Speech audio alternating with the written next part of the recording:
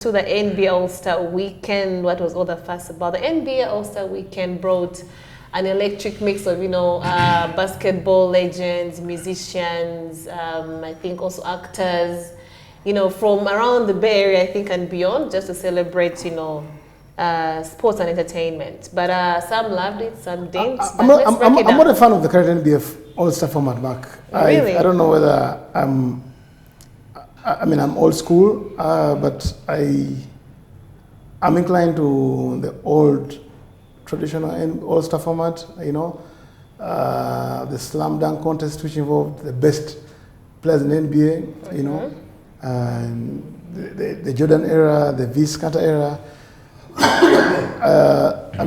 LeBron will never contest in the slam dunk. I don't know why he never did.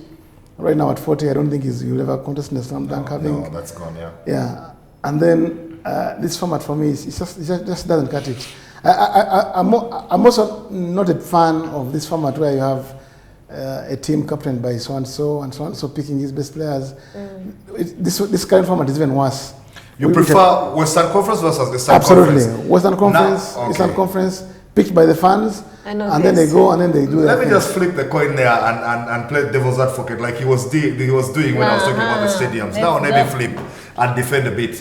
One, okay, and by the way, I'm in a bit of agreement because I'm also old school.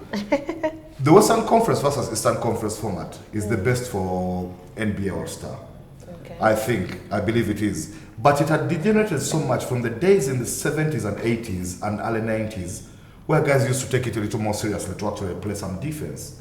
Now they don't anymore. The last NBA Western Conference versus Eastern Conference format, the year before, actually had 211 points versus 186. The NBA had to do something. Yeah. So they go and come up with this format where they have 4 teams so that they play a mini league. 2 semifinals and a final.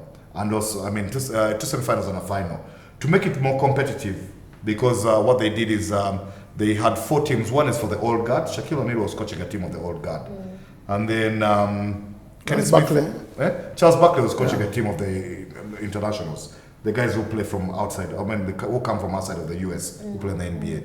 Then Kenny Smith had a team of rising stars, and Candace Parker had a team of young stars. Yeah, those are all NBA legends, by the way. So what happened is that then Chuck's team, that's Charles Barkley, the internationals, they won their semi-final against the kids, and Shaquille O'Neal's team, the old guard, won theirs against the other kids. And the first team to get to 40. Yeah, so they're saying that the first team to 40, rather than play and have 211 against 186 over 4 quarters, they removed quarters and said first team to 40 wins. So they added a bit of urgency in there. Because when you see Dame Lillard and Steph Curry had to produce some heroics to win the semi-final. Oh, yes. And then in the other semi-final also the internationals had to do the same. Shea Gilgeous-Alexander hit a 3 almost at the buzzer for them to win against the kids the other side. So they come into the final, and unfortunately the internationals got called because they had such a big roster, good roster. Shea Gilgeous-Alexander is from Canada. They had other guys, Donovan Mitchell, Karl Anthony Towns, those guys. Yeah. And then to add to those, they had Victor Wembanyama from France. They had Nikola Jokic, who is Serbian. They had Pascal Siakam from Cameroon, the only African who was in the All-Star game. Nice. And then they had, there are so many other Africans, but who identifies as African, if you like. Because you see, Mark, the challenge, Mark, they had, my problem with that format, Mark, is this. If I asked you about the All-Star game of 1991, you probably remember. Yeah. If I ask you... Those Jordan era things, those ones are still in my head. If I asked you 5 years from now about the All-Star game of the 2025, you'll even your brain will be scattered. But okay, do you know why I remember? I understand where it's coming from, but do you know why I remember? The All-Star game of 2025 will always be remembered as the Steph Curry show. Absolutely. This happened in the Bay Arena on his home court. It happened between Auckland and San Francisco. Because you're back, but I was asking about Pearl. Yeah, Pearl is also... Pearl won't remember. Pearl will probably remember. Curry fan. Yeah, I'm a Golden State fan. Yeah. Guess what? She even asked me about Steph being MVP before we came out to the show. Yeah. So Steph was MVP because he dropped 12 points, 12 of the 40. He scored 41 actually, 12 of 41. Well, from Steph, he opened that final with Yes. the 3 on the internationals, and they shot 0 for 10. So Steph scored 12 points. And I think it was MVP last year. Or Yeah, the other All-Star before. Last year or the year before. Yeah, he was MVP. The all before. But you might be remembering that he was also MVP at the Olympics. That's what you might be. No, Paris. not you're Olympics. saying that. NBA All-Star, yes. So he dropped that one. He shot a half-court 3 as well. It was one of those from the logo. Yeah. So anyway, Steph was MVP on his home court, Bay Arena and everything. His international team, his old guards. He was playing with Dame Lillard and James Harden as the guards, and they had Jason Tatum and Kevin Durant. Kevin Durant was actually playing at the 5 as a center because they were not that big. Yeah. Most of the bigs in the US these days are foreigners. They're foreigners. They're all coming from out of the Nikola Jokic we just talked about, and Victor Wembanyama and all. Yeah. The best bigs in that league are actually from out of Joel Embiid is from France. No. From Cameroon. Joel Embiid is not American. Via France, he's not American, even if he plays for the US. Yeah. So anyway, there you are.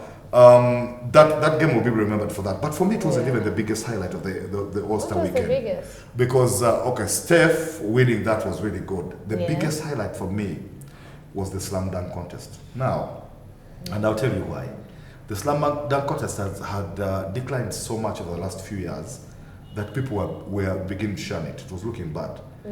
But what has happened is that this guy, Mark McCallum, who doesn't play in the NBA, he's in the G League. He's actually on the books of the Orlando Magic. But he's a two-way player, so he plays in the G League, yeah? Okay. And the Magic haven't accorded him in a playing time. It's the same as when he was in Chicago and LA. He played for their G League teams rather than play for the Bulls and the Lakers. But in the G League, he was MVP, rookie year for the Lakers, the G League team. And last year, he was actually the MVP.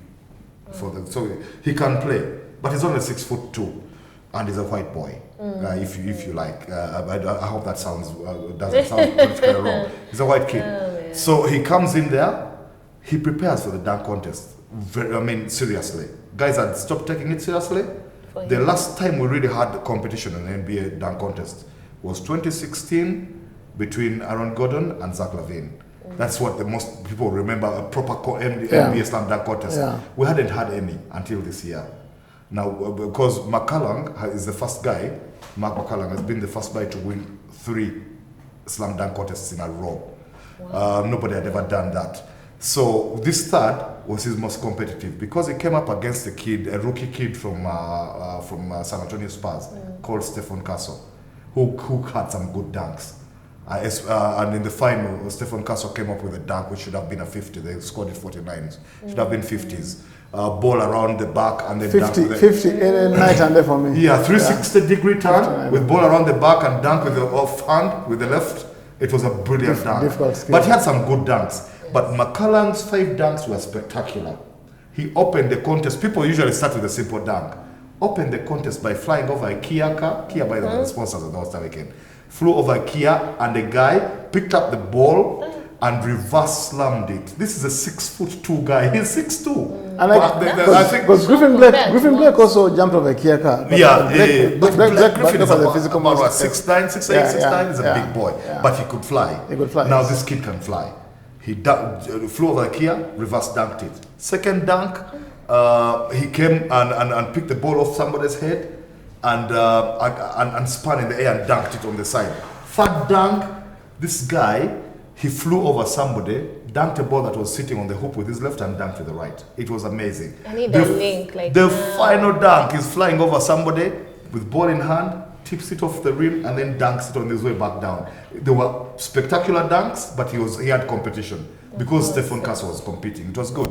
The other 2 guys in the contest were, one was from the Bulls and another one from the Bucks, easily forgettable. And the thing, Mark, about the slam dunk contest, I mean, being 6'2", a dunk is more spectacular for a guy of average height. Yeah, from shorter guy. As opposed to a guy who is a physical specimen. Yeah, I mean, you remember when Dwight Howard won the slam contest, wearing the Superman logo. I'm sorry, I didn't buy into that. A 7'2" guy winning. You've got to come up with really spectacular stuff. Remember Nate Robinson, it's more spectacular when the guy is actually smaller. Yeah, so Mark McCallum becomes the first guy to win 3 in a row. that has arced back. It has forced guys in the stars in the NBA to start thinking about returning to this because they realized there was competition and the guy has won the adulation of the crowd and brought some respectability back to a competition which and even interest, the interest which had died for 7 years. So Ja Morant went straight onto X and tweeted and said, this Bakalang might bring me back. That's the guy. That's the guy winning. So imagine if next year Ja Morant said, I want in. And do you know who he sounded out? He sounded out Zach LaVine and Aaron Gordon. He said, Zach and AG, what do you think? Wow. He wants to bring them back to compete against those. So if you Yeah. add, say, Anthony Edwards and Zion Williamson, now there's a big guy who has spectacular dunks. That is 5 guys to compete.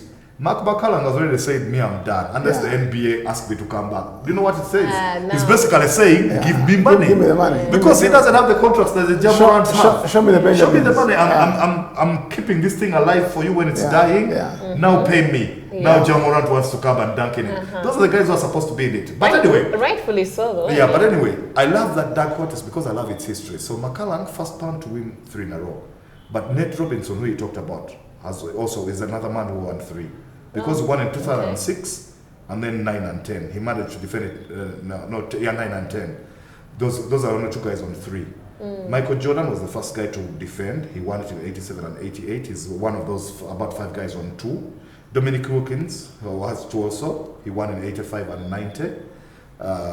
In between, Jordan won those. And then James Richardson actually won in 2002 and 3. I remember at the turn of the century, 2.